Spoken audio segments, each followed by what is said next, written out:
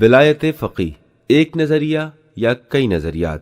فقی کی ولایت مطلقہ یا وسیع اختیارات، اور اسی طرح فقی کی ولایت مطلقہ آمرانہ نظام کا باعث بنتی ہے یا نہیں؟ اس بارے میں مراجع عظام میں تقلید کے درمیان دو نظریے پائے جاتے ہیں۔ یہ وہ دو باتیں ہیں جن کے بارے میں بہت کم گفتگو ہوئی ہے۔ یہاں ہم ان دو نظریوں پر مختصر نگاہ ڈالیں گے۔ ہیلو جناب رحیم پور، سلامت رہے۔ آپ کا وقت بخیر ہو۔ زحمت کے لیے معذرت چاہتا ہوں، ہم ولایت فقی کے موضوع پر ایک دستاویزی فلم بنا رہے ہیں۔ آپ نے ولایت فقی اور ولی فقی کے موضوع پر تنقیدی گفتگو کی تھی۔ کیا آپ پسند کریں گے کہ ہم آپ کی رائے کو اپنی دستاویزی فلم میں پیش کریں یا نہیں؟ یعنی آپ کی اجازت ہے؟ دیکھیں، میری طرف سے تو کوئی مشکل نہیں۔ کیوں نہیں؟ مجھے ٹھیک طرح سے یاد نہیں ہے کہ میں نے کیا کہا تھا، لیکن اگر آپ کے پاس اس کا ریکارڈ ہو تو وہ میری گفتگو میرے علمی اعتقادات ہیں اور میری نگاہ میں ٹھیک ہے۔ اب اس کی مصلحت کو آپ خود دیکھ لیں، اس سے لوگ کیا سمجھیں گے، لوگوں کے لیے کوئی مشکل نہ ہو جائے۔ وقت کے تقاضوں کا آپ نے خود خیال رکھنا ہے۔ میری طرف سے آپ کو اجازت ہے؟ جی ٹھیک ہے، بہت شکریہ۔ اللہ آپ کو کامیابیاں دے۔ سلامت رہیں۔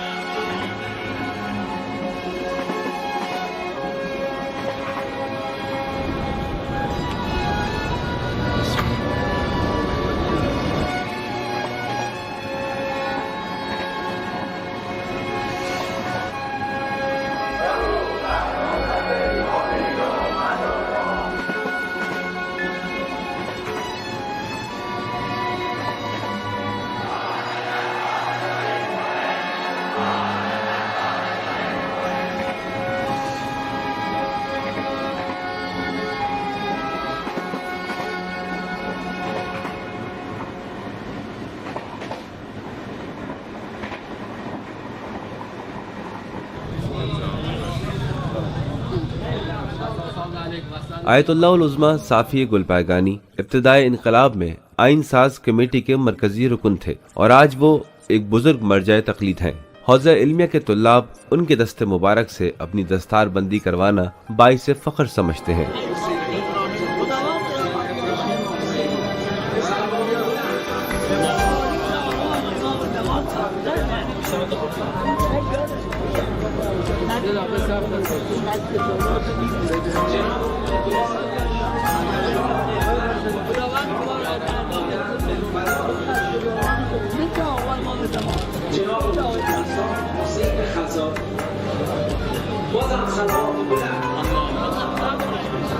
آیت اللہ صافی گلپائگانی کا اعتقاد ہے کہ زمانہ غیبت میں ولی فقی حاکم ہے، اور گزشتہ تاریخ میں علماء حکومتی معاملات میں شامل رہا کرتے تھے اور ان کا حکم نافذ العمل ہوا کرتا تھا۔ البتہ دیکھنا یہ ہے کہ آج جو ولی فقی بے عنوان حاکم ہیں، ان کے بارے میں اور ولایت فقی کے موضوع پر دوسرے مراجع عظام اور علماء کی کیا رائے ہے۔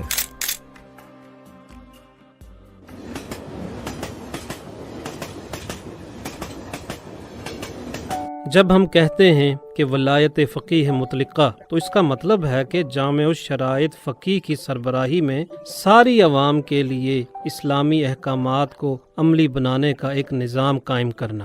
ہم کیوں ولایت مطلقہ پر تاکید کرتے ہیں؟ مطلقہ کا مطلب کیا ہے؟ مغربی فلسفہ میں مطلقہ کا مطلب جبر و استبداد ہے، ڈکٹیٹرشپ ہے، یعنی سارے اختیارات ڈکٹیٹر کے ہاتھ میں ہوں اور عوام کے اختیار میں کچھ نہیں، لوگ صرف اس کی اطاعت کریں، اس کے علاوہ عوام کا کوئی کردار معین نہیں۔ لیکن اسلام میں مطلقہ کا معنی یہ نہیں ہے۔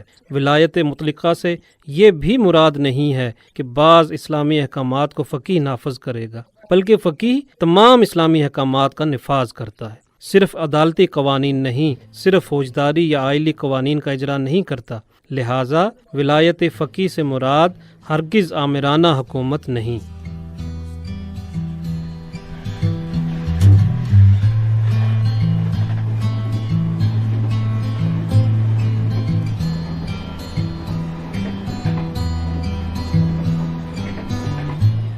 آیت اللہ العظمی مکارم شیرازی، جنہوں نے اپنی جوانی جلاوطنی میں گزاری ہے لیکن آج اپنے بڑھاپے کو بڑی تعداد میں موجود شاگردوں کے درمیان گزار رہے ہیں۔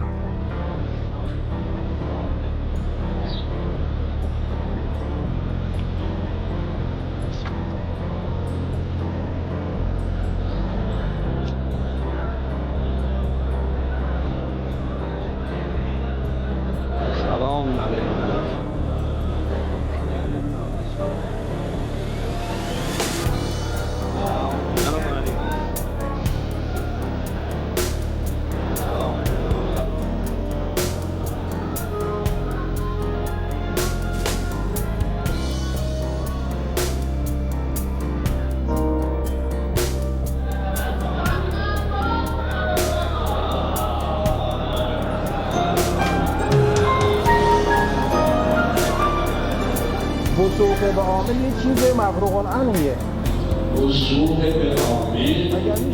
یہاں نہ صرف مراجع تقلید کے مختلف فتاوی پر بات چیت کی جاتی ہے بلکہ بڑے استادوں کی آراء پر ان کے شاگردوں کی جانب سے تنقیدی جائزہ لینا ایک عام سی بات ہے، لیکن شرط یہ ہے کہ اپنی رائے اور تنقید کے پیچھے اجماعی دلیل، کتاب و سنت یا عقل سے کوئی دلیل ضرور رکھتے ہوں۔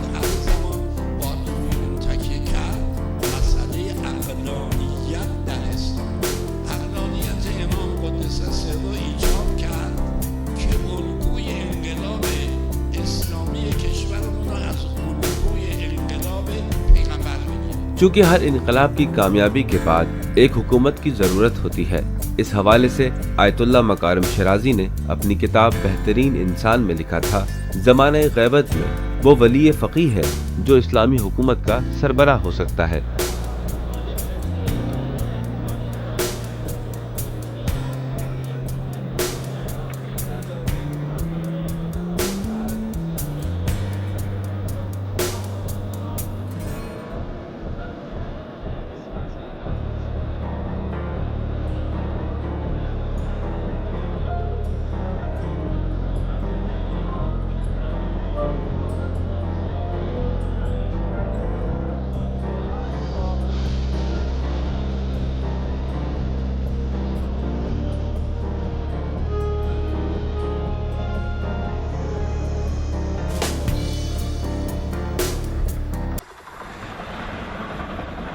ولایت فقیہ کا معنی بالکل بھی جبری و استبدادی نظام نہیں ہے، یعنی ڈکٹیٹرشپ اور آمریت نہیں ہے۔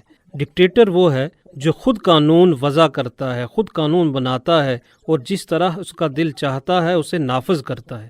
سارے قوانین اس کے مفاد میں بنائے جاتے ہیں۔ عوام کا کام صرف یہ ہے کہ وہ اطاعت کریں اور کسی معاملے میں ان کی شرکت نہیں ہے، جبکہ فقیہ کی مطلقہ ولایت میں پہلی بات ہی یہ ہے کہ قوانین کو خدا نے بنایا ہے، دوسرا یہ کہ سارے سماجی اور روزمرہ کے قوانین کو لوگوں کے منتخب نمائندے بناتے ہیں، البتہ شریعت کی پابند شورائے نگہبان کے زیر نظر۔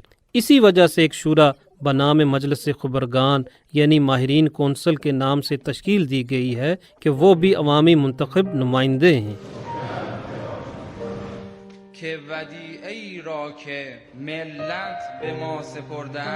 در حقیقت یہ ادارہ یعنی مجلس خبرگان ماہرین کونسل رہبر کے تمام فیصلوں اور اقدامات پر نظر رکھتا ہے۔ دوسرا یہ کہ مجلس خبرگان ماہرین کونسل اس بات کی توثیق کرتی ہے کہ رہبر میں اجتہاد، عدل، تقوی اور تدبیر کی شرائط پائی جاتی ہیں اور باقی ہیں۔ اگر رہبر ان خصوصیات کا حامل نہ رہے تو خبرگان کی ذمہ داری ہے کہ اسے تبدیل کریں، اور ان کا فریضہ ہے کہ وہ اعلان کریں کہ اب یہ شخص ولایت و رہبری کی اہلیت نہیں رکھتا۔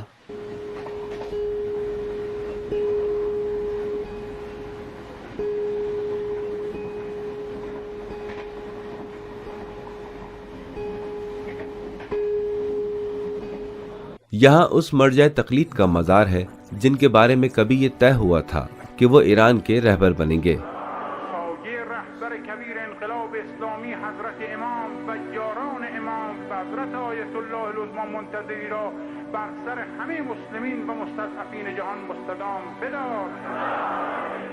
سن 1986 میں عجیب واقعہ رونما ہوا۔ آیت اللہ منتظری کے داماد کا بھائی سید مہدی ہاشمی، جس کے پاس سپاہ پاسداران کے ماتحت چلنے والی تمام آزادی خواہ اسلامی تحریکوں سے رابطہ اور ان کے معاملات حل کرنے کی ذمہ داری تھی، اسے اچانک گرفتار کر لیا جاتا ہے۔ اس کا صرف ایک جرم 6 لوگوں کو قتل کرنا تھا۔ میں نے اپنے ایک محافظ کے ذریعے برادر رضا مرادی کو پیغام بھجوایا کہ ابو الحسن اس سازش کا اصل محرک ہے، لہٰذا اس کا حساب کتاب کر دو۔ اس جملے سے میری مراد یہ تھی کہ اسے ختم کر دو، اسے قتل کر دو۔ اس کے بعد ابو الحسن اور اس کے 2 بیٹے سعید اور ہمایوں کو رضا مرادی اور محمد کاظم زادہ نے انہیں اغوا کر کے قتل کر دیا۔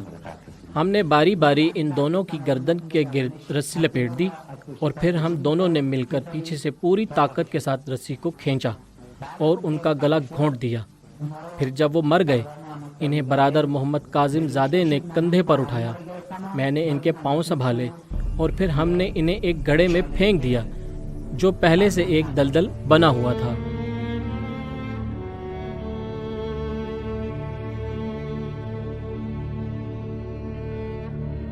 وقتی که فهمیدن که پدرم مخالفت میکنه، اهدافی که مهدی هاشمی داشت پیاده میکرد روی مردم و روی اعتقادات مردم و طرز فکر مردم، این پدرم واقعا مخالفت میکرده و به خاطر همین بیشتر مهدی هاشمی پدرم و شیخ قمرعلی سفرزاده و آیت الله شمس آبادی رو هر سه رو با هم ترور و به شهادت رسوند۔ آیت اللہ منتظری جو کہ قائم مقام رہبریت ہیں، اس گرفتاری پر سخت تنقید شروع کرتے ہیں اور انہوں نے احتجاجاً درس و تدریس کا سلسلہ روک دیا اور ملاقاتیں بند کر دیں۔ امام خمینی کو سخت لب و لہجے کے ساتھ لکھے گئے خطوط میں سید مہدی ہاشمی کی حمایت کرتے ہیں اور اسے بے گناہ قرار دیتے ہیں، اگرچہ آیت اللہ منتظری نے اپنے ایک کھلے خط میں سید مہدی ہاشمی کے مقدمے میں انصاف سے کام لینے اور شفاف تحقیقات کروانے کی تاکید کی تھی، لیکن سید مہدی ہاشمی پر الزامات ثابت ہونے اور پھانسی کا حکم صادر ہونے کے بعد بھی انہوں نے امام خمینی کے نام خط لکھا تاکہ اس عدالتی حکم پر عمل درآمد کو رکوا لیا جائے۔ وہ انقلاب جو عدل و انصاف کو عام کرنے آیا تھا، آج اس کا قائم مقام رہبریت چاہتا ہے کہ اس راستے کی ابتدا ہی میں اپنے ایک قریبی کو مستثنی قرار دلوا دے۔ اس پھانسی کے حکم پر عمل درآمد کو نہ رکوا سکنے سے آیت اللہ منتظری کی مایوسی ہی سب سے اہم وجہ تھی جو امام خمینی سے جدائی کا باعث بنی، اور یہ جدائی ان کے سیاسی موقف میں تبدیلی کا نقطہ آغاز بن گئی۔ یہ تبدیلی ان کے گزشتہ سیاسی موقف سے کسی طور مطابقت نہیں رکھتی تھی۔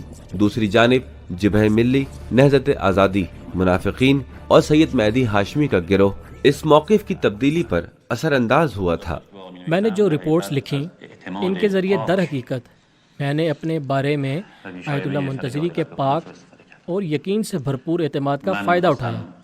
میں چاہتا تھا کہ آیت اللہ منتظری کے خطوط اور رپورٹس کے ذریعے اپنے افکار اور نظریات کو ان کے ذہن اور زبان پر حاوی کروں، اصرار اور تاکید کے ساتھ ایک الگ راستے پر لے آؤں۔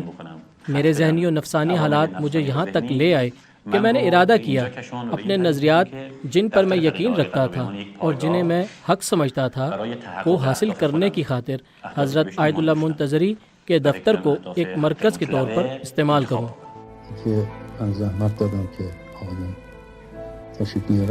امام خمینی نے تقریباً 2 سال تک کوششیں کی کہ آیت اللہ منتظری کے نقطہ نظر کو پیغامات یا ملاقاتوں میں ٹھیک کروا سکیں، لیکن بالآخر امام خمینی نے ان کے نقطہ نظر کو تبدیل کرنے پر مزید کوشش کو بے سود دیکھا، اور 26 مارچ 1989 کو وہ مرد جسے آپ اپنی عمر کا حاصل قرار دیتے تھے اسے قائم مقام رہبریت کے عہدے سے سبکدوش کر دیتے ہیں۔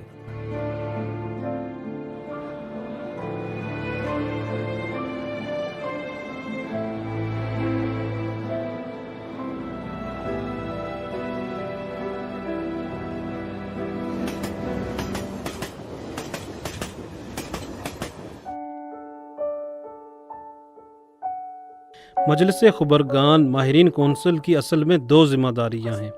ایک ولایت فقیہ اور رہبری کے عہدے پر نظر رکھنا یعنی اس کی حفاظت کرنا ہے۔ آئین نے جو قوانین ولایت و رہبری کے لیے بیان کیے ہیں وہ قوانین مکمل طور پر نافذ ہوں اور اپنی اصل شکل میں باقی رہیں۔ فرض کریں اگر ابتدا ہی سے جب ولی فقیہ کا انتخاب کیا گیا تو شرائط پوری نہیں تھیں تو پھر کون فیصلہ لے گا؟ خبرگان۔ اگر کسی دور میں وہ اپنی اہلیت کھو دیتا ہے تو کون فیصلہ لے گا؟ خبرگان۔ مجلس خبرگان ماہرین کونسل میں 6 کمیٹیاں ہیں۔ تحقیقاتی کمیٹی، اس کا موضوع ہے آئین کی شق 111 یعنی وہی رہبری کی شرائط و اہلیت کو دیکھنا کہ کیا رہبر یہ اہلیت رکھتا ہے اور کیا آخر تک ان پر باقی ہے یا نہیں۔ تحقیقاتی کمیٹی کے سارے معاملات خفیہ ہوتے ہیں اور اس کی رپورٹ کو سوائے کمیٹی کے سربراہ کے کوئی بھی شائع نہیں کروا سکتا، وہ بھی صرف اس صورت میں کہ اگر وہ اسے ضروری سمجھے۔ آیت اللہ ابراہیم امینی سابق نائب صدر مجلس خبرگان تھے۔ انہوں نے بتایا تھا کہ ایک مرتبہ کمیٹی کے بعض اراکین کو رہبر کے اقدامات پر کچھ تحفظات پیدا ہوئے۔ ان افراد نے رہبر سے ملاقات کی، ان اقدامات سے متعلق سوالات کیے اور وضاحت طلب کی۔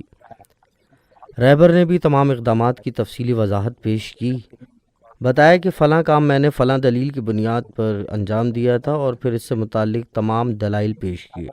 البتہ آپ جانتے ہیں کہ یہ مرحلہ کھلے بندے نہیں بلکہ خفیہ ہے، کیونکہ ممکن ہے کہ کچھ باتیں جن کا بعض وجوہات کی بنا پر عام ہونا ملک کے مفاد میں نہیں ہوتا، لہٰذا فیصلہ کیا گیا کہ اس نشست کے احوال کمیٹی میں بیان کیے جا سکتے ہیں، لیکن ذرائع ابلاغ میں اس کی تشہیر نہ کی جائے، شاید اس کی تشہیر جائز بھی نہ ہو۔ ہر 6 مہینے میں یا کبھی اس سے ہٹ کر بھی خبرگان ماہرین کونسل کی نشست ہوتی ہے۔ ماہرین کونسل خبرگان کے اراکین مقام معظم رہبری کی خدمت میں جاتے ہیں، یا تحقیقاتی کمیٹی کے اراکین ان سے ملتے ہیں، یا کمیٹی 109 کے اراکین آتے ہیں۔ وہاں ایسے سارے معاملات زیر بحث آتے ہیں، بعض مشورے دیے جاتے ہیں، نصیحتیں ہوتی ہیں اور سوال و جواب کیے جاتے ہیں۔ خود میں بھی ان نشستوں میں موجود ہوتا ہوں، یعنی مجلس خبرگان ماہرین کونسل کا نقطہ نظر رہبر معظم تک پہنچایا جاتا ہے۔ ابھی حالیہ ایک نشست کے دوران میں نے 4 نکات کاغذ پر لکھے اور رہبر کی خدمت میں دیے۔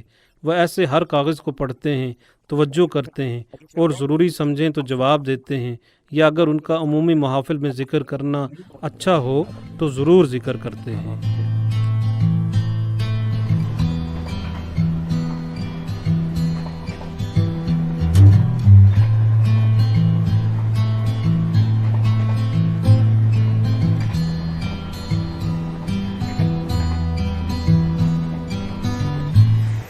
کچھ عرصہ قبل یہاں آیت اللہ بہجت کا دفتر ہوا کرتا تھا، جہاں ان سے ملاقاتیں ہوا کرتی تھیں، لیکن آج کل ان کی تحریروں، تقریروں اور دروس وغیرہ کی اشاعت کا مرکز ہے۔ محترم آغا، یہ دوست آپ سے ملنا چاہتے ہیں۔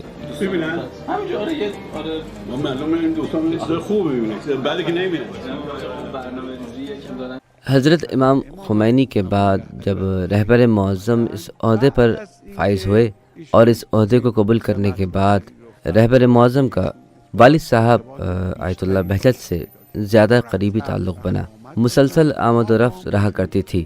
والد صاحب بھی ان سے خاص عقیدت رکھتے تھے، کیونکہ وہ اسے اپنے لیے ایک شرعی ذمہ داری سمجھتے تھے کہ ان کی مکمل حمایت کریں، ان کی پشت پناہی کریں، اور وہ اپنے ساتھ کیے ہوئے اس عہد پر اپنی آخر عمر تک باقی رہے، ہر معاملے میں ان کی حمایت کی اور ان کی پشت پناہی کرتے رہے۔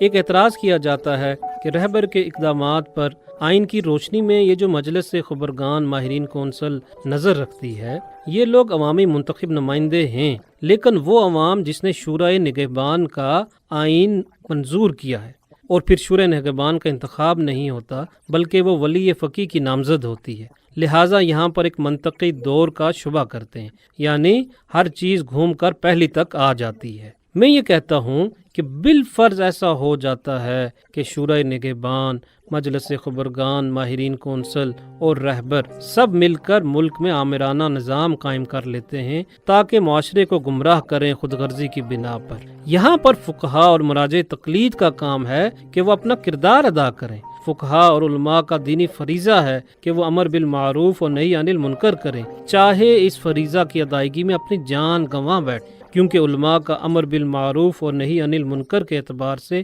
سب سے اہم فریضہ فاسد حکومتوں کے مقابلے میں ہے، اب چاہے یہ فاسد حکومت فقہا کی بنیاد پر قائم ہو۔ دوسری بات یہ ہے کہ رہبر شورائے نگہبان یعنی نظارت کونسل کے اراکین کا تعین کرتے ہیں، تو ان قانونی ماہرین کو کون تعین کرتا ہے؟ مجلس شورا یعنی پارلیمنٹ تعین کرتی ہے۔ عدلیہ ان کا نام پیش کرتی ہے اور پھر پارلیمان کے ساتھ مل کر ایسے افراد کو سامنے لاتی ہے جو پارلیمان سے اعتماد کا ووٹ لے سکیں، یعنی اگر پارلیمان عدلیہ کی تجویز سے اتفاق نہ کرے تو کوئی بھی انہیں ووٹ نہیں دے گا۔ یہ جو شورائے نگہبان اہلیت کے متعلق اپنی رائے دیتی ہے، اس چیز کو خود مجلس خبرگان نے ان کے ذمہ لگایا ہے، یعنی اصل میں یہ ذمہ داری مجلس خبرگان کی ہے، وہ جسے چاہے دے سکتی ہے، وہ شورائے نگہبان یا کسی دوسرے ادارے کو بھی یہ ذمہ داری سونپ سکتی ہے۔ یقیناً جو ادارہ رہبر کی اہلیت کو بہتر طور پر جان سکتا ہے وہ یہی شورائے نگہبان ہے، لہٰذا خبرگان کو چاہیے کہ ان کی اس صلاحیت سے فائدہ اٹھائے جیسا کہ وہ کر رہے ہیں، یا اس صلاحیت کو کسی اور ادارے میں پیدا کرے، یعنی ایک اور ادارہ تشکیل دے جو ان خصوصیات کا حامل ہو اور قانونی اعتبار سے اس میں کوئی رکاوٹ بھی نہیں ہے۔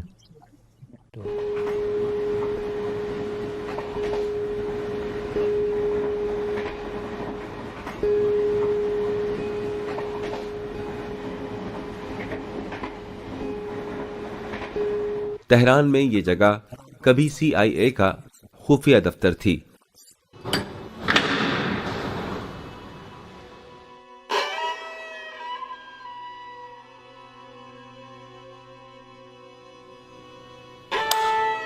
یہاں کی اسناد جو کہ ایک زمانے میں خفیہ تھیں بتاتی ہیں کہ آیت اللہ شریعت مداری کا شاہ کے ساتھ بہت اچھا رابطہ تھا اور سواک انٹیلیجنس ان کی پشت پناہی کر رہی تھی۔ CIA کے دفتر کی اسناد بتاتی ہیں کہ انہوں نے پہلوی دور حکومت میں امام خمینی کے نام پیرس ایک پیغام بھیجا کہ آپ چونکہ شاہ کے مقابلے میں کھڑے ہوئے ہیں لہٰذا میں آپ کا ساتھ نہیں دوں گا۔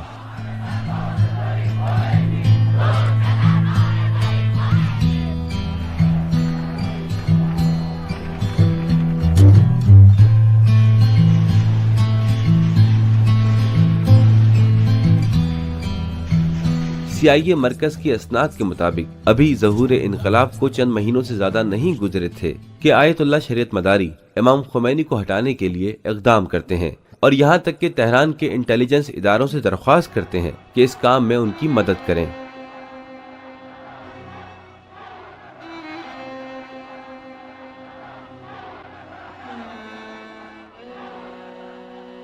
تہران میں CIA مرکز کی خفیہ اسناد اب کئی جلدوں پر مشتمل کتاب کی شکل میں شائع ہو چکی ہیں۔ کیا اس بات کا امکان ہے کہ شورائے نگہبان مجلس خبرگان کے امیدوار میں سے کسی ایسے کی اہلیت پر تصدیق کر دے کہ جو عملی طور پر رہبر کے اقدامات پر جان بوجھ کر نظارت نہ کرے اور اس طرح رہبر معظم کے اقدامات کا جائزہ نہ لیا جائے؟ قانون کے تحت یہ مفروضہ بہت مشکل ہے۔ کیوں؟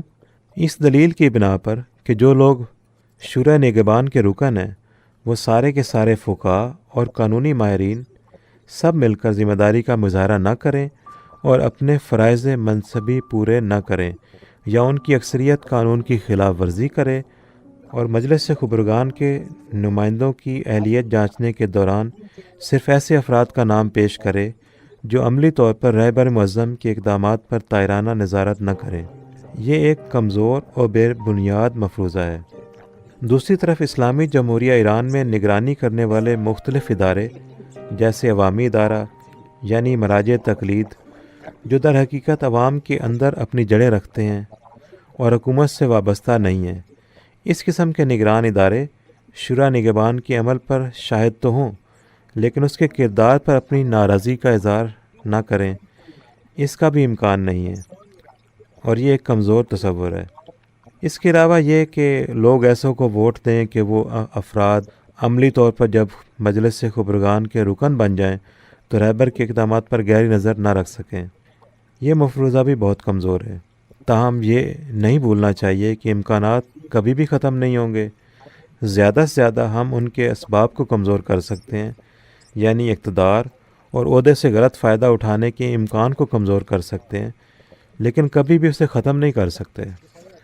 منطقی اعتبار سے بھی اگر کوئی امکان کمزور ہو تو یہ ایک عقلی بات ہے، کیونکہ یہ ناممکن ہے کہ ایسے امکان کو ہم ختم کر سکیں۔ عوامی حقوق اور سیاسی معاملات میں کمزور امکان کی گنجائش رہتی ہے اور اسے قابل اعتنا نہیں سمجھنا چاہیے۔ جیسا کہ ہر ملک میں ممکن ایسی مثالیں مل جائیں۔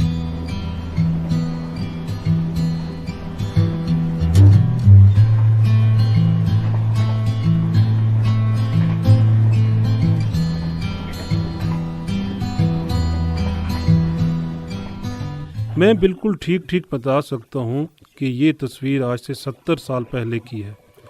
آیت اللہ خوئی کے والد درمیان میں ہیں، ان کے دائیں طرف آقا خوئی ہیں۔ اس تصویر سے معلوم ہوتا ہے کہ یہ ان کی عالم جوانی کی تصویر ہے۔ میں یہاں تقریباً 2 سال کا ہوں۔ میں نے اپنی زندگی کے ابتدائی دن مرحوم آیت اللہ خوئی کے ساتھ گزارے ہیں 15-16 سال تک۔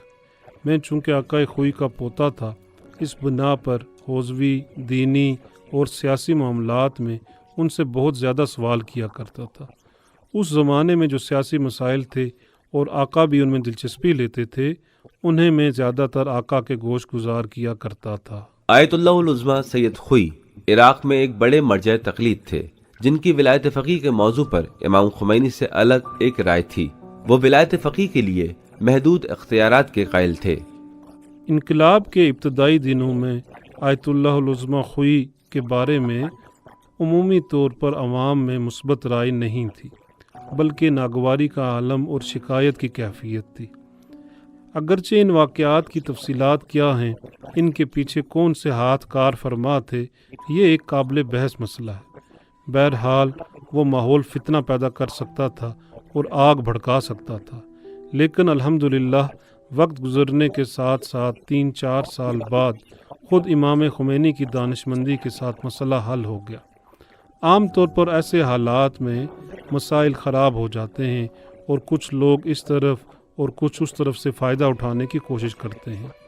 آقا خوئی کا موقف بھی ایسے حالات میں یہی ہوتا تھا کہ ہر مسئلہ اور ہر مشکل میں وہ کہتے کہ ایران کے اسلامی انقلاب کی حمایت واجب ہے۔ یہ ہماری گھریلو تصاویر ہیں۔ آقا خوئی کے والد علی اکبر درمیان میں ہیں، ان کے دائیں طرف خود آقا خوئی ہیں، یہاں سامنے میں کھڑا ہوں اور میرے بڑے بھائی سید عماد ہیں۔ وہ خواب جسے ہمیشہ علماء و فقہا نے دیکھا کہ ایک اسلامی حکومت قائم ہو، اس کی تعبیر ایران میں معرض وجود میں آنے والی حکومت ہے۔ واضح ہے کہ سارے لوگ اس پر خوشی کا اظہار کریں گے۔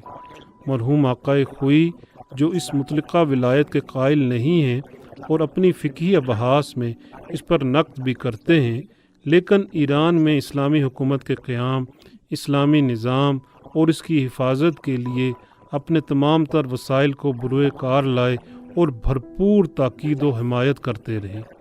جب دوران جنگ وہ نجف میں زندگی بسر کر رہے تھے، عباسی حکومت نے اصرار کیا کہ آپ آئیں اور عراق ایران جنگ جاری رکھنے کے بارے میں کہیں کہ یہ غلط ہے۔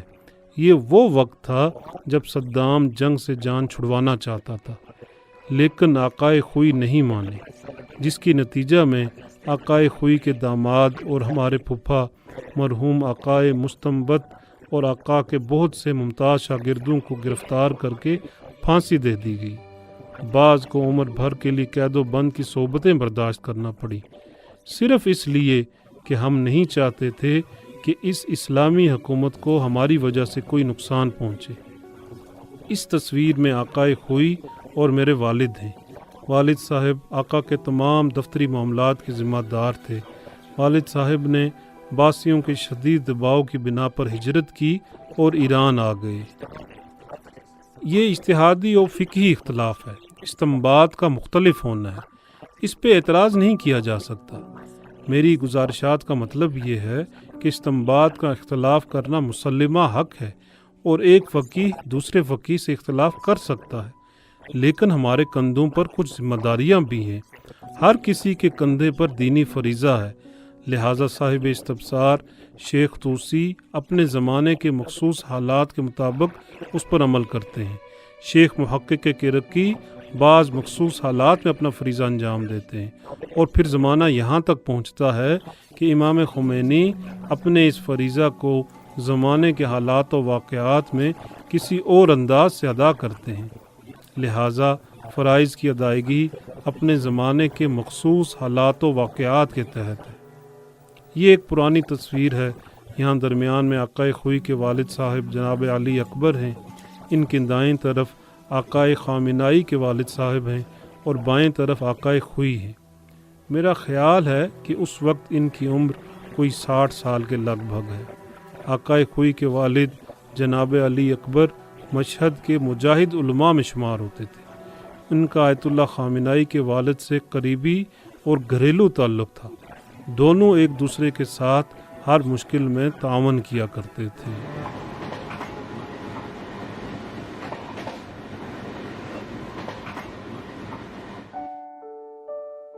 वली फ़क़ीह के लिए कोई भी मुअय्यन वक्त जैसे 4 या 10 साल नहीं, और ना ही ये कोई ओहदा ताहयात मुद्दत के लिए है, बल्कि वली फ़क़ीह शराइत के बाकी रहने तक है। अगर वली फ़क़ीह ओहदा संभालने के बाद सिर्फ़ एक दिन में ही मनसब विलायत की शराइत और अहलियत पर बाकी ना रहे तो उसे ओहदा से मज़ूल कर दिया जाएगा।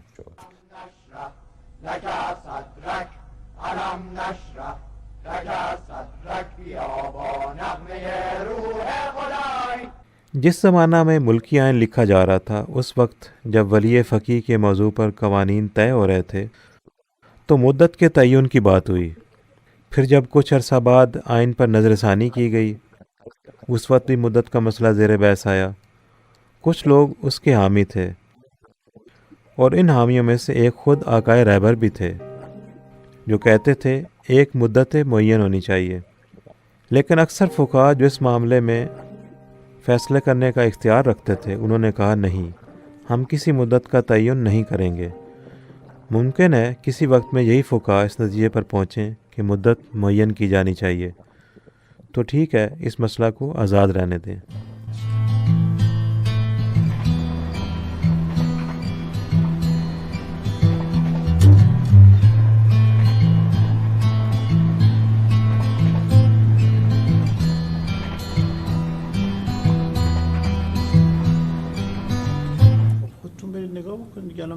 अगर आप साथ में हो और कुछ वजाहत कर दें तो अच्छा रहेगा।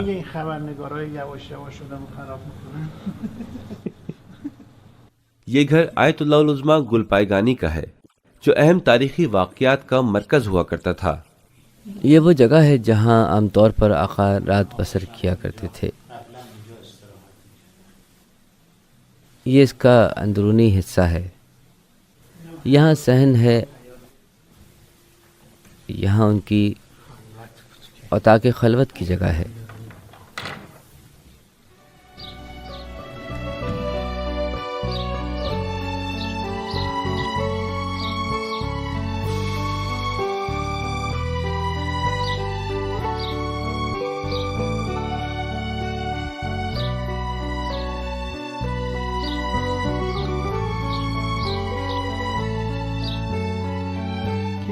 किताब विलायत फ़क़ीह 1941 में लिखी गई और 1951 में शाया हुई, बल्कि 1951 के बाद शाया हुई, यानी इनक़लाब इस्लामी से पहले ही आयतुल्लाह गुलपायगानी ने विलायत फ़क़ीह के मौजू पर किताब लिखी थी। अलबत्ता जब जमहूरियत इस्लामी ईरान में विलायत फ़क़ीह पर कानून साजी की गई, उसे एक मुकम्मल कानून की शक्ल आका ने दी थी। यानी जब मुजव्वज़ा आइन उनकी खिदमत में पेश किया गया तो आका ने ख़ुद उसका मुताला करने के बाद पैगाम दिया कि इस सूरत में ये कानून काबिल नफाज नहीं है, मगर ये कि किसी जामे शराइत फ़क़ीह के मातहत इसका नफाज किया जाए। लिहाजा आज विलायत फ़क़ीह के उन्वान से जो कानून मौजूद है वो ख़ुद आका ने यानी आयतुल्लाह गुलपायगानी ने पेश किया था। विलायत फ़क़ीह पर आयतुल्लाह उल उज़्मा गुलपायगानी का नज़रिया इमाम खुमैनी की निस्बत आयतुल्लाह उल उज़्मा खुई से ज़्यादा करीब था, लेकिन इसके बावजूद उन्होंने अपने वसीयतनामे में इस्लामी जमहूरिया ईरान की इस बुनियाद को महफूज रखने की ताकीद की है। सरकारी हुक्काम को ताकीद करते हैं कि अपने कामों को ज़्यादा से ज़्यादा इस्लाम के साथ मुताबिकत दें और इनक़लाब इस्लामी के समरात को महफूज करें। این همینجا بود که شما میگید، این عکس این چیزا هم هست، اون اتاقا نبود، همینجا نشسته بود. مرحوم حضرت آیت الله عظما خمینی بودن، آیت الله عظما آقای شریعت مدار بودن، آیت الله عظما آقای نجفی بودن و مرحوم آقا. نشست کا موضوع کیا تھا؟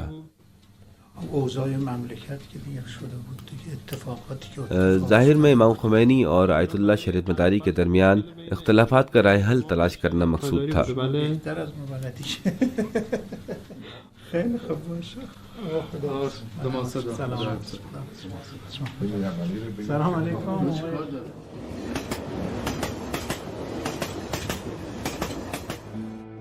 جب آپ ظلم اور خلاف ورزیاں دیکھیں تو امر بالمعروف و نہی عن المنکر کرنا شرعی فریضے کے عنوان سے نماز کی طرح واجب. البتہ انسانی اقدار کو ملحوظ رکھیں. جس چیز کے بارے میں آپ نہیں جانتے وہ تہمت ہے. اگر کچھ زیادہ کہیں گے تو وہ جھوٹ ہو جائے گا، یا جال سازی کریں گے تو یہ اسلامی اصول نہیں ہے. لیکن اگر کسی کو رہبریت کے بارے میں اعتراض ہے تو سوال ہے کہ کیا واقعی ولی فقیہ پر تنقید ہو سکتی ہے؟ تو جواب یہ ہے کہ جی ہاں، بالکل تنقید کی جا سکتی ہے. لوگ کر بھی رہے ہیں اور تنقیدی جائزہ لینا بھی چاہیے.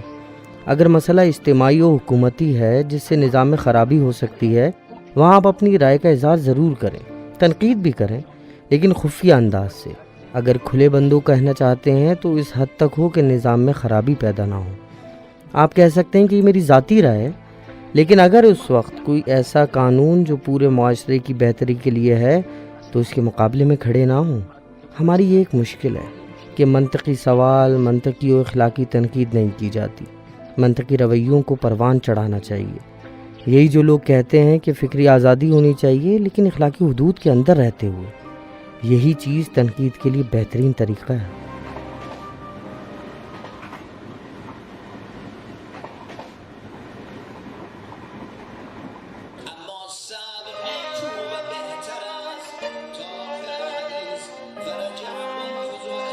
اس گلی میں برپا ہونے والی مجلس کے بانی آیت اللہ العظما وحید خراسانی ہیں.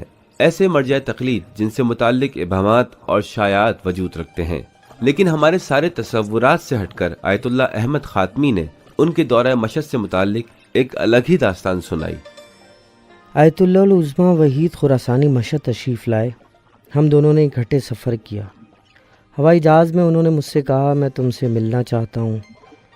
ہم تو پہلے ہی ایسی فرصت کی تلاش میں رہتے ہیں کہ جن بزرگوں نے اپنی داڑیاں راہ دین میں سفید کی ہیں ان کی خدمت میں جائیں.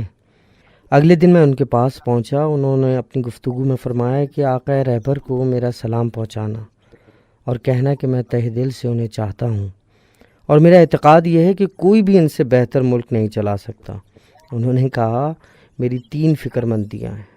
ایک تشیع کی حفاظت کرنا ہے، دوسری فکر مندی دینی نظام کی حفاظت سے متعلق ہے، اور تیسری بات یہ ہے کہ وہ علماء جو عہدوں اور مختلف مقام و منصب پر فائز ہیں ان کی وجود کی وجہ سے اسلام کی پہچان اور بقا ہے. ان کی حفاظت ضروری ہے.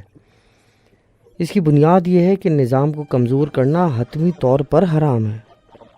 ان کے بیٹے نے کچھ مہینے پہلے مجھ سے کہا کہ اس بات کو ہر جگہ عام کر دیں کہ آقا وحید نظام اسلامی میں خرابی اور کمزوری پیدا کرنے کو حتمی طور پر حرام قرار دیتے ہیں.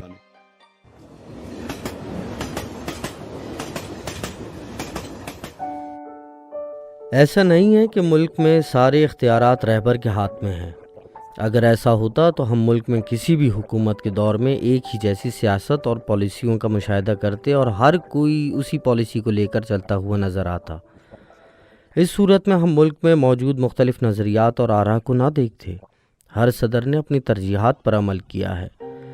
مثال کے طور پر تعمیراتی دور میں کچھ خاص قسم کی معاشی پالیسیاں تھیں، پھر اصلاحات کے دور میں یہ پالیسیاں بدل گئیں. پھر 9ویں اور 10ویں حکومت میں ہم نے مختلف انداز میں پالیسیاں دیکھیں، اور آج کی حکومت بھی کئی شعبوں میں اپنی پالیسیاں چلا رہی ہے جو کہ پہلے والی حکومتوں سے مختلف ہیں. اس نظام میں مختلف ادارے ولی فقیہ کے ماتحت کام کرتے ہیں. البتہ یہ ماتحت کام کرنے کی تشریح ہونی چاہیے. مثال کے طور پر آئین میں ترمیم یا نظر ثانی کے لیے واضح کیا گیا ہے کہ مختلف اداروں کے درمیان ہم آہنگی پیدا کرنا ان کی ذمہ داری ہے، لیکن جب تک ان کے درمیان کوئی خاص قسم کی مشکل یا تنازع نہ ہو، اس امر کی ضرورت ہی نہیں ہے کہ ولی فقیہ اس میں کوئی کردار ادا کریں. وہ سارے ادارے پہلے سے اپنے درمیان ہم آہنگی قائم کرتے ہوئے اپنے فرائض منصبی انجام دے رہے ہیں. اب یہ ممکن ہے کہ ان کے درمیان کوئی تنازع پیدا ہو جائے یا سلیقے کا اختلاف ہو جائے، تو ایسی صورت میں آئین میں مجوزہ رائے حل موجود ہیں جن پر عمل کر کے یہ اپنا مسئلہ حل کر سکتے ہیں۔ صحیح سمت میں چلتے ہوئے ملکی معاملات میں کوئی ضرورت نہیں ہے کہ رہبر معظم آگے بڑھ کر مداخلت کریں، مگر ایک ایسا وقت ہے جب رہبر دیکھیں کہ معاملات اس قدر الجھ گئے ہیں کہ اب ان کا کوئی رائے حل نہیں ہے یا معاملہ کسی بڑے انحراف کی طرف بڑھ رہا ہے۔ ایسے موقع پر انہیں آگے بڑھ کر اس کا راستہ روکنا چاہیے، وہاں مداخلت کریں اور ان سب اداروں کو ایک دوسرے کے ساتھ ہم آہنگ کریں تاکہ سارے ادارے اپنے معمول کے فرائض کو انجام دینے کی طرف پلٹ جائیں۔ اب آپ غور کریں کہ ایسی مداخلت کتنی مرتبہ اور کتنے عرصے بعد کی گئی ہے۔ آپ اندازہ لگائیں کہ اس مملکت کے نظام میں کس قدر زیادہ فیصلے کیے جاتے ہیں۔ اس نظام کو چلانے کے ہزاروں فیصلے کیے جا چکے ہیں، ہزاروں بل اس پارلیمان میں پیش کیے گئے ہیں، آج تک لاکھوں فیصلے حکومتی مرکزی کابینہ نے کیے ہیں۔ ان سب میں سے صرف 6 جگہیں ایسی تھیں جہاں امام خمینی نے مداخلت کی تھی، اور زیادہ سے زیادہ 10 بار ہوگا کہ رہبر معظم نے مداخلت کی ہو۔ البتہ اس مداخلت سے مراد ہرگز یہ نہیں ہے کہ حکومتی ادارے اور تمام محکمے اپنی معمول کا کام روک دیں اور اسے جاری نہ رکھ سکیں۔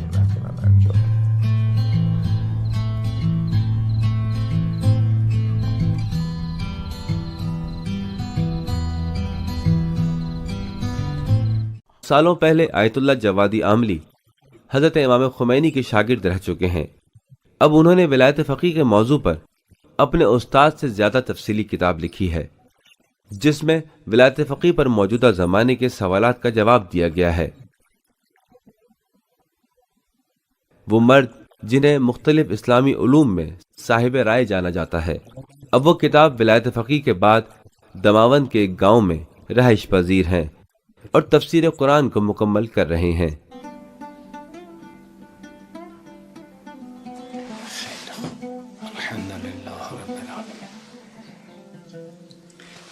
شما مشکور۔ قبلہ محترم، آج کل آپ کیا لکھ رہے ہیں؟ دہوں میں تسلیم کار میکردی۔ تو قبلہ محترم کتنا وقت لگے گا؟ خدا بخواد مشخص میشه وگرنه کذب البقاتون از امور است که نمیشه بهش وقت معین کرد. این همه میناگری ها کار اوست، هر محال از دست او ممکن شود، او که بخواهد انشاءالله رحمان کار رو پیش میبره. تازه همه اینا که نوشته میشه باز تفسیرهای فراوانی در راه هست، هر از چند سالی دی زیادی پیدا میشن تفسیر می‌نویسن، تمام شدنی نیست. الحمدلله. اس بات کو مد نظر رکھتے ہوئے کہ ولی فقیہ معصوم نہیں ہے، کیوں سارے امام معصوم والے اختیار اس کے پاس ہیں؟ اس مسئلہ میں کچھ زیادہ غور کرنا چاہیے۔ حضرت امام خمینی بھی اپنی کتاب ولایت فقیہ میں اس بات پر تاکید کرتے ہیں، فرماتے ہیں کہ پیغمبر صلی اللہ علیہ وآلہ وسلم اور ائمہ معصومین علیہم السلام کی اپنی ایک خاص الہی حیثیت ہے، ہمارے مد نظر وہ حیثیت نہیں ہے۔ جب ہم کہتے ہیں کہ ان کے اختیارات، اس سے مراد حکومتی اختیارات ہیں۔ یہ ایسے اختیارات ہیں کہ ہر حکومت کو اس کی ضرورت ہے، چاہے کوئی بھی حکومت ہو۔ آپ ملاحظہ کریں کہ دنیا میں مختلف ممالک کے صدور کے پاس جو اختیارات ہیں ان کا موازنہ کریں۔ آپ اسلامی جمہوریہ ایران کے آئین کو امریکہ، جرمنی، فرانس یا برطانیہ کہ جس میں آئین نہیں ہے لیکن ان کے عمومی قوانین میں کچھ اختیارات کا ذکر موجود ہے، آپ جب اسلامی جمہوریہ ایران میں ولی فقیہ اور ان حکومتوں میں سربراہان کے اختیارات کا موازنہ کریں گے تو آپ دیکھیں گے کہ ان لوگوں کے اختیارات ولی فقیہ کے اختیارات سے کہیں زیادہ ہیں۔ ہم نے اس کا موازنہ دین و سیاست، ولایت فقیہ اور جمہوری اسلامی نامی کتاب میں شائع کیا ہے، لہٰذا یہ حکومتی ضروری اختیارات ہیں کہ ان کے بغیر حکومت چلانا ممکن نہیں۔ ولی فقیہ کے اختیارات غیر معمولی نہیں ہیں، اور یہ اختیارات ائمہ اطہار علیہم السلام کی اپنی خاص الہی حیثیت اور مقام عصمت سے الگ ہیں۔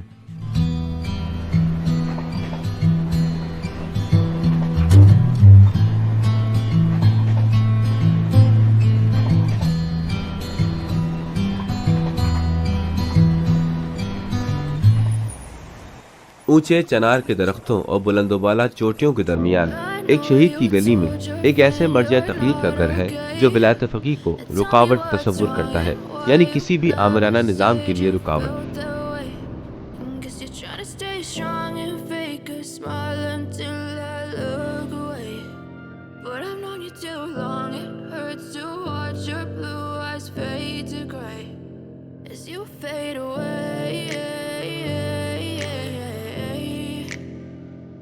اشخاصی که اطلاع ندارن بر وضعیت برنامه‌های اسلام گمان می‌کنند که اگر چنانچه ولایت فقیه در قانون اساسی بگذرد این احزاب دیکتاتوری میشن، در صورتی که ولایت فقیه هست که جلوی دیکتاتوری.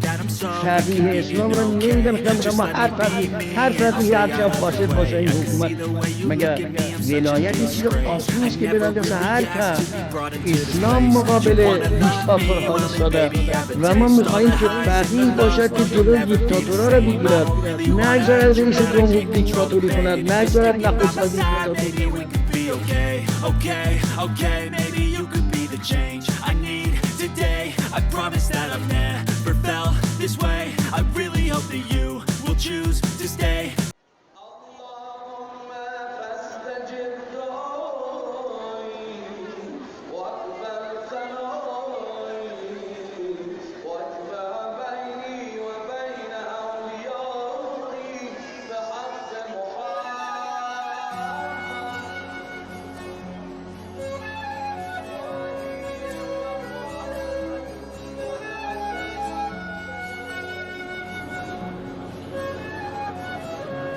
ہر سفر کا ایک اختتام ہوتا ہے اور ہمارے سفر کا اختتام یہاں ہے۔ یہاں آپ جتنی بھی پکاریں اور دعائیں سنتے ہیں، ان کے درمیان آپ امام رضا علیہ السلام سے یہ دعا بھی کر سکتے ہیں کہ ہماری مدد فرمائیں کہ ہم اپنے ضمیروں کی زمین سے گندگی اور آلودگی کو دور کر سکیں۔ امام رضا علیہ السلام سے درخواست کی جا سکتی ہے کہ صدیوں بعد لوگوں نے ولایت فقیہ کے ہمراہ ایک اسلامی حکومت کو اسلامی عقائد کے مطابق بنایا ہے یا بنانے کی کوشش کی ہے، اس پر ایک نگاہ رکھیے تاکہ اس راستے پر جو اس کے نشانات سے پر ہے آگے بڑھتی رہے۔